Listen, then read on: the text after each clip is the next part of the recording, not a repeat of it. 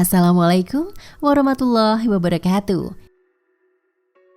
Mengingkari zuriyah Rasulullah SAW berarti mengingkari Al-Mahdi alaihi salam. Karena Imam Mahdi adalah zuriyah dari Nabi SAW. Dan mengingkarinya termasuk tidak percaya akan hari akhir, di mana salah satu nubuah adalah dibaiatnya beliau alaihi salam sebagai tanda akhir zaman tersebut. Dia berasal dari keluargaku, namanya yaitu Muhammad sama dengan namaku, dan ayahnya yaitu Abdullah pun sama dengan nama ayahku. Hadis riwayat Abu Daud nomor 4282 dari Abdullah bin Mas'ud. Imam Mahdi adalah dari keluargaku, dari keturunan Fatimah. Hadis riwayat Abu Daud nomor 4284 dari Ummu Salamah.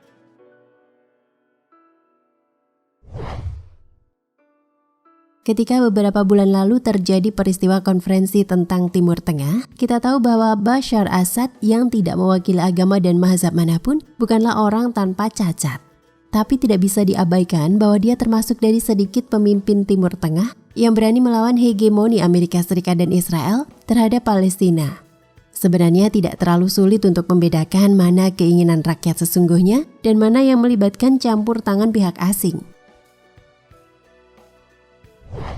Dibandingkan dengan Tunisia, Mesir, Yaman, dan Bahrain, Libya dan Suriah adalah negara yang rakyatnya menuntut perubahan menggunakan senjata. Al-Qaeda, kelompok Salafi, Ikhwanul Muslimin, dan Hizbut Tahrir bersama-sama Amerika Serikat, Inggris, Turki, Arab Saudi, Qatar, dan Yordania menyuplai uang dan senjata untuk menurunkan Assad. Alih-alih mereka menginginkan didirikannya sebuah pemerintahan Islami dengan sistem khilafah. Sebagaimana sejarah berulang, rakyat menjadi korban. Entah mengapa, rangkaian semua peristiwa ini sampai sekarang mengingatkan kami sebuah kutipan salah satu hadis populer tentang akhir zaman yang diriwayatkan oleh Abu Hurairah dari Mustadrak Al-Hakim. Seorang pria yang digelari Sufyani akan muncul dari kota Damaskus. Gelar ini karena dia keturunan dari Abu Sufyan melalui jalur Yazid bin Muawiyah. Kebanyakan dari pengikutnya berasal dari Bani Kalb. Siapapun akan diperanginya, sekalipun harus merobek perut wanita dan membunuh anak-anak, dia akan mengalahkan Bani Qais untuk kemudian berperang ke arah Kufah dan Khurasan. Di Khurasan, sekelompok pasukan dari Bani Hashim dengan bendera hitam akan mengalahkan Sufyani. Lalu seorang pria dari Ahlul Baitku akan muncul di Hirah.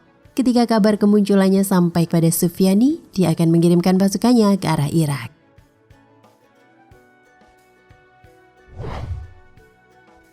Seorang ulama dari kalangan Hanafi, Syekh Imran Nazar Hussein mengatakan, pasukan lain Bani Kalb kaum Quraisy yang akan memerangi Imam Mahdi berada di bawah sebuah kekuasaan pemerintahan. Namun Imam Mahdi tetap dapat mengalahkan mereka. Kekalahan pasukan Quraisy tersebut merupakan tanda berakhirnya kekuasaan Arab Saudi. Imran Hussein mengatakan, biarkan tercatat dalam buku bahwa kita akan mengucapkan selamat tinggal kepada pengkhianat terbesar dalam sejarah Islam. Berakhirnya kekuasaan Arab Saudi melahirkan sebuah Darul Islam yang sejati. Syekh Imran Hussein lebih lanjut mengatakan, biar saya katakan bahwa ada banyak Salafi Muslim yang berada di penjara Arab Saudi karena mereka memperjuangkan hal yang sama seperti yang saya perjuangkan untuk membebaskan tanah suci tersebut. Salah satu di antara ulama Salafi tersebut adalah Safar Al-Hawali, di mana Imran Hussein banyak mendapatkan manfaat dari pemikirannya. Banyaknya kritik yang dilakukan Safar Al-Hawali terhadap pemerintahan Saudi membuat ulama Salafi milik pemerintah Abdul Aziz bin Baz mengeluarkan fatwa pelanggaran ceramah bagi Al-Hawali jika dia belum juga bertobat. Imran Hussein melanjutkan, ketika Darul Islam yang sejati berdiri, inilah masa paling mengerikan bagi Israel. Konsep Imam Mahdi alaihi salam sebagai juru penyelamat adalah sebuah konsep yang sudah diterima oleh semua agama samawi, bahkan oleh semua umat Islam, meskipun nama yang ditentukan untuk menyebutnya berbeda-beda. Kesepakatan konsep ini dapat kita bahas pada kesempatan yang lain. Oleh karena itu, dalam Al-Quran, terdapat beberapa ayat yang ditafsirkan dengan keberadaan Imam Mahdi alaihi salam sebagai seorang juru penyelamat. Ayat-ayat tersebut adalah sebagai berikut. Surat Al-Qasas ayat 5, Dan kami ingin memberikan anugerah kepada orang-orang yang tertindas di muka bumi ini, menjadikan mereka para pemimpin dan menjadikan mereka sebagai para pewaris.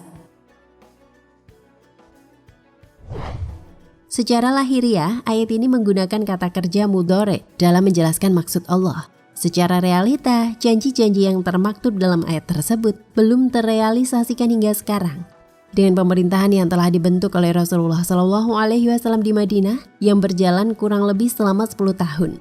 Kami kira hal itu belum terwujudkan secara sempurna, mengingat masih banyak pojok dunia yang belum pernah mencicipi lezatnya hukum Islam. Menurut beberapa hadis, ayat ini mengindikasikan tentang Imam Mahdi alaihissalam, bahwa semua janji Allah itu akan terwujud pada saat beliau turun ke bumi dan membentangkan sayap keadilan di atasnya. Quran Surat An-Nur ayat 56. Allah telah menjanjikan kepada orang-orang yang beriman dan mengerjakan amal saleh untuk menjadikan mereka sebagai khalifah di muka bumi ini, sebagaimana Ia telah menjadikan orang-orang sebelum mereka sebagai khalifah, menyebarkan bagi mereka agama yang telah diridhoinya untuk mereka secara merata dan menggantikan ketakutan mereka dengan rasa keamanan sehingga mereka dapat menyembahku dan tidak menyekutukanku. Barang siapa ingkar setelah ini, merekalah orang-orang yang fasik. Secara lahiriah, kita dapat menangkap 3 janji dari ayat tersebut. Pertama, menjadikan mereka sebagai khalifah di atas bumi ini. Kedua, menyebarkan agama mereka, Islam, di atas bumi secara merata, sehingga dapat dinikmati oleh seluruh penduduk dunia. Ketiga, menggantikan rasa takut mereka dengan rasa aman, sehingga mereka dapat menyembah Allah dengan penuh keleluasaan dan tidak menyekutukannya. Yang jelas, semua janji itu belum pernah terwujudkan hingga sekarang. Kapankah kita pernah merasakan Islam dijalankan secara sempurna? Oleh karena itu, dalam beberapa hadis Ahlul Bait alaihissalam, kita akan menemukan takwil dari ayat tersebut bahwa semua janji itu akan terrealisasikan pada masa kemunculan Imam Mahdi alaihissalam. Tanpa diragukan lagi, pembahasan tentang Mahdi alaihissalam telah tertera di berbagai sumber dan kitab-kitab Islami. Rasulullah SAW sendiri yang mengajarkan hal tersebut.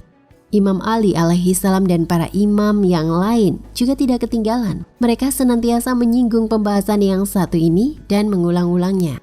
Para ulama dan pemuka sekte-sekte Islam sepanjang sejarah juga satu demi satu di segenap penjuru negara Islam telah menulis dan menyusun buku yang tidak sedikit jumlahnya. Dengan berbagai hal tersebut, apakah dapat dibayangkan topik dan pembahasan yang begitu populer dan urgent ini tidak tertera dalam kitab suci Al-Quran? Jawabannya tentu tidak. Pasti pembahasan semacam ini, benih-benihnya telah terdapat di dalamnya. Al-Quran sebatas singgungan atau secara gamblang telah menjelaskan peristiwa dan kejadian yang nantinya akan terjadi di akhir zaman, seperti kemenangan kaum mukmin terhadap kaum non-mukmin.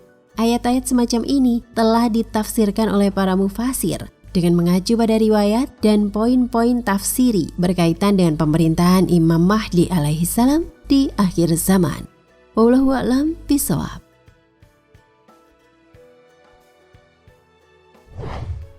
Nah, pemirsa Ensiklopedia Al-Fatih, sampai di sini perjumpaan kita kali ini. Semoga menginspirasi.